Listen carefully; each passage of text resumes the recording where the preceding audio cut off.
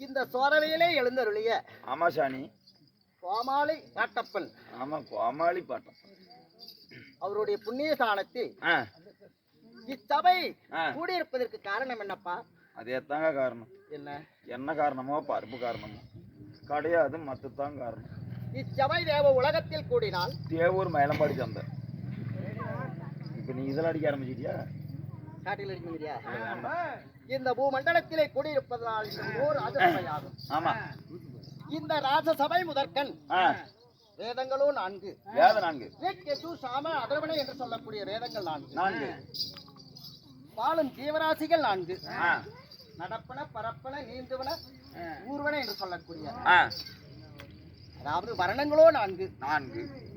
பிரம்மா சத்ரியா வைசியா சூஸ்திரா என்று சொல்லக்கூடிய வருடங்களோ 4.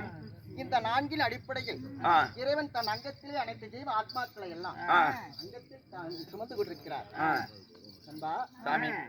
4 வேதம், 6 சாஸ்திரங்கள், 64 கல்வி ஞானங்கள், 64 கல்வி ஞானம் காலைல பேப்பர்ல வரும். 96 தத்துவங்கள், 96 நகண்ட நன்னூல் கற்ற குரு பெரியோர்களும் சான்றோர்களும் இச்சபையில் அமர்ந்திருக்கலாம். ஆமா, கற்றது கையளவு, கல்லாதது உலகத்தின் அளவு. யாரப்பா உரைத்தார்கள்? நானே தான் சொல்லிட்டு இருக்கிறேன். வேதம் கற்ற குரு பெரியோர்கள் உரைத்தார்கள். அப்படி நாம் நடத்த இந்த அரங்கேற்றத்தில் ஆடை ஆபரண குற்றம் சொற்பிழை சோரம் என்று சொல்லக்கூடிய எத்தனையோ குற்றங்கள் நம்மை மீறி நடந்து விடலாம். ஆமா, அவர்களும் விடலாம். அப்படி இருந்துட்டாலும் தன் அங்கத்திலே ஒரு குழந்தை தவறு செய்து விட்டால் அதை எவ்வாறு மன்னித்து அருகில் அவ்வாறு மன்னிக்க வேண்டும் என்று இந்த சபையை கரங்கூப்பி சிறந்தாழ்த்தி கேட்டுக்கொள்கிறேன்.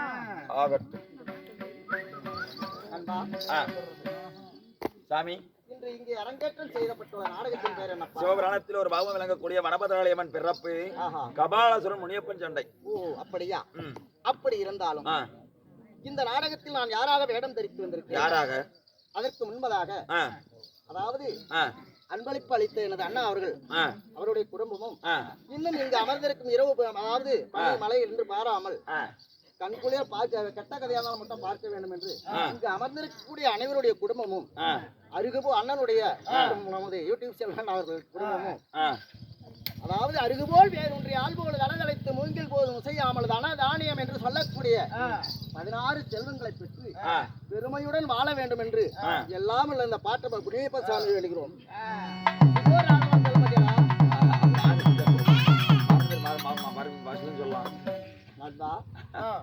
அப்படி நான் அனைவருடைய சிந்தையில் குடியிருக்கக்கூடிய நந்த கோபால கண்ணனாக இருந்தாலும் உங்க தாய் தந்தை, என் தாய் தந்தை, என் உற்பவம் எப்படி? யுகமோ 4. சத்திய திரேதா யுகம் என்பது 17,28,000 ஆண்டு காலம். திரேதா யுகம் என்பது 12,96,000 ஆண்டு காலம். துவாபர யுகம் என்பது 8,64,000 ஆண்டு காலம். நாம் இப்ப வாழக்கூடிய இந்த கலியுகம் 4,32,000 ஆண்டு காலம். நான் சத்திய திரேதா யுகத்தில் நான் எப்படி ஜனித்தேன் தெரியுமா? எப்படி?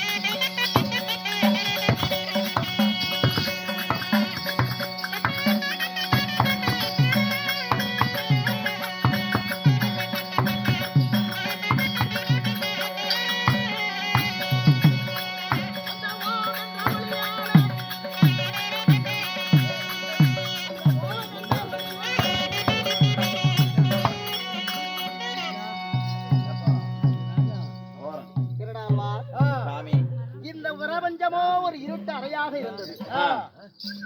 இருள் சூழ்ந்து கொண்டு ஒரு இருட்டு அறையாக இருந்தது. அங்கே ஓம் ஓம் என்ற ஒளியாகப்பட்டது பல்லாயிரம் ஆண்டு காலம் ஒழித்துக் கொண்டே இருந்தது. சரி. அப்படி ஓம் இம் ஓ இம் அதுதான் பிரணவ மந்திரம்.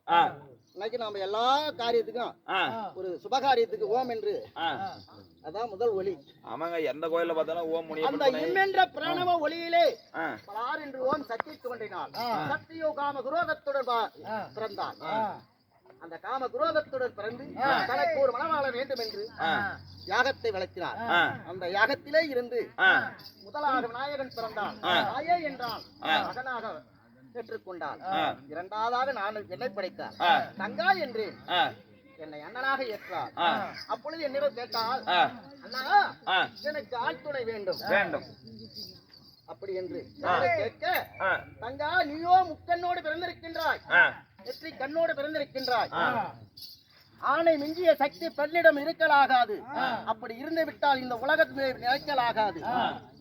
அதனால் உன் நெற்றிக்கண்ணை பிடுங்கி இந்த வேள்வி தீயிலே போடு, உனக்கேற்ற மணவாளன் தோன்றுவார் என்றேன். அப்பொழுது என் தங்கா உமையவள் என்ன செய்தார்? நெற்றிக்கண்ணை பிடுங்கி அந்த யாகத்தீயிலே இட்டார். அப்பொழுது முக்கன் பரமேஸ்வரன் என் மைத்துனராக தோன்றினார். சரி, தோன்றியவுடன் அதாவது அப்பொழுது அவளை மனமுடிக்க முடியாது. ஏனென்றால் அவள் படைத்தவள் ஆகிவிட்டாள். தந்தை ஸ்தானத்துக்கு இப்பொழுது ஏத்துக்குமா? அதனால் என் மைத்தினராகிய சிவபெருமான் அண்ணவளை நெற்றிக்கண் அதாவது பிடுங்கி இட்டாள் அல்லவா? பகவான் நெற்றிக்கண்ணோடு பிறந்த உமையை சத்தியை எரித்தார். சத்தியை எரித்து பிண்டமாக 3 பிண்டங்களாக பிடித்தார். மலையரசனுக்கு மகளாக உமையவள் பிறந்து என் மைத்துனரை மணந்தாள். இருந்தாலும் உலகத்தில் உன்னை போல் ஜீவராசியில் யானை முதல் 84 ஜீவன வேதங்களை படைக்க வேண்டும். கடல் அலை மேலே நான் ஒரு கால இளமை தான் குழந்தையாக நான் பள்ளி கொண்டிருந்தேன். அப்படி 2011 ஆண்டு காலம் பிறகு தொப்பல் கொடி வழியாக ஒரு தாமரை தடாக மலரிலே பிரமனை படைத்தேன். படைத்தல் காத்தல் அழித்தலுக்கு 3 தெய்வங்கள் வேண்டும் அல்லவா? அப்படி பிரமன் உடலிலே அத்திரி அரிசி கீரன் கிறிஸ்து புலகன் புலத்தியர் அகத்தியர் நாரதர் வசிஷ்டர் என்று சொல்லக்கூடிய அநேக விதமான ரிஷிமார்களும் மானசீகமாக பிரமன் மார்பிலே பிறகு பிறந்தான். சுக்கிரன் பிறந்தான். சுக்கிரன் என்பவன் அசுரருக்கு குருவானான். நான் சத்திய திரேயதா யுகத்தில் நான் நாராயணனாக அவதரித்தேன். நீங்க நாராயணனாக அவதரித்து எந்த நாட்டில் வாழ்ந்து வரீங்க? அதாவது சக்கு துவாரகை என்று வைகுந்தம் என்னுடைய தேசமாகும். இப்பொழுது நான் இந்த முதல் சத்திய யுகத்திலே நான் வசிக்கக்கூடியதோ வைகுந்தம். வைகுந்தம் ஆமா. இருந்தாலும் முதலாக நான் தாங்கிய அவதாரங்கள்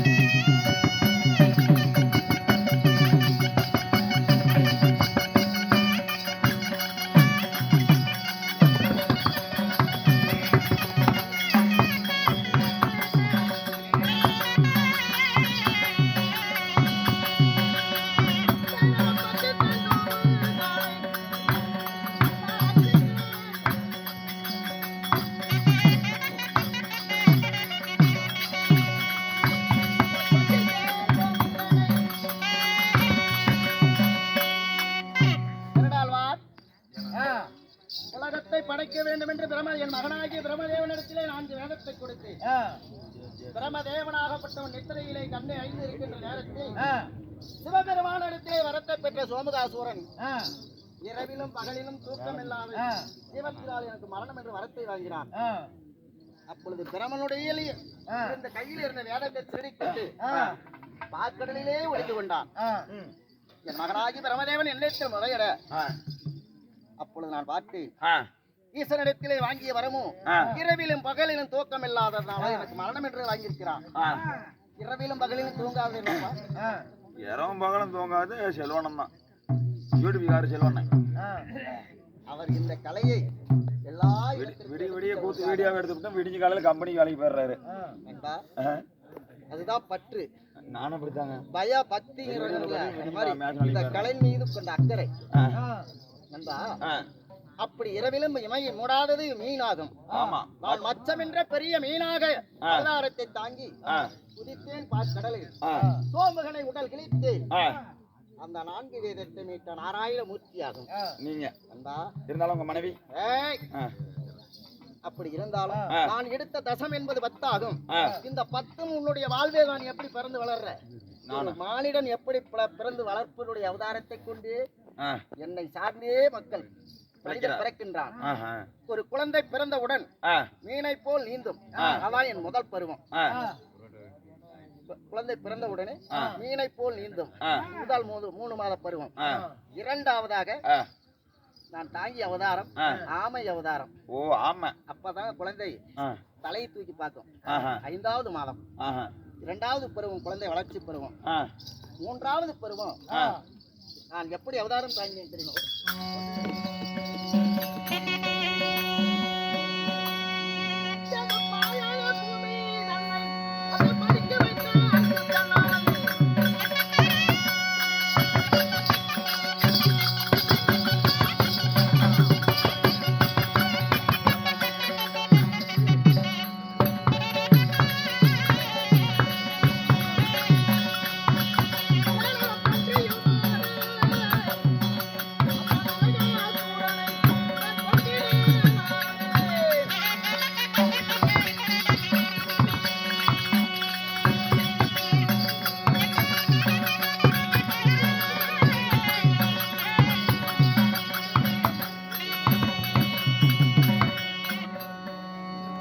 பாவியாகிய நரகாசுரன் என்ன பண்ணான்?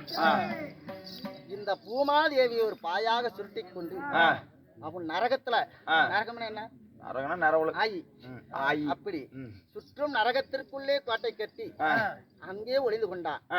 பார்த்தேன் என்ன செய்வது. அப்பொழுது நான் பெரிய ஒரு பன்றியாக அவதாரம் கொண்டேன். பன்றியாக அந்த நரகத்தை எல்லாம் தின்றேன். ஓ நீ பியத்தனுக்குற. சரி சரி பியத்தனை ஜாமிங்கிற. அப்பொழுது அந்த நரவலை எல்லாம் தின்று அந்த பாவியாகி அரக்கனை மடித்து.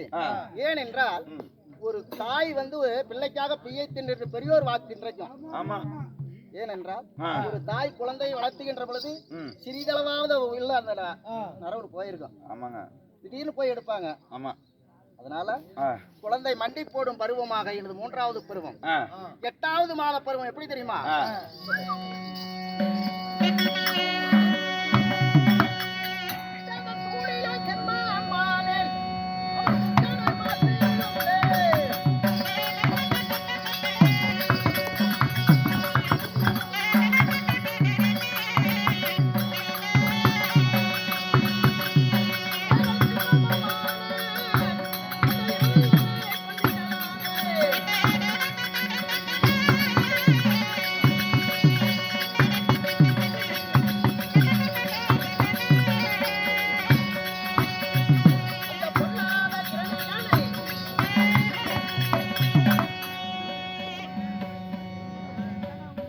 பொல்லாத இரணியன் தானே பெருமன் கொண்டு நானே கடவுள் என்று இரவிலும் பகலிலும் நாட்டிலும் வீட்டிலும் ஆயுதத்தாலோ மிருகத்தாலோ எதனாலும் எனக்கு மரணம் இல்லை என்று வரத்தை பெற்றான்.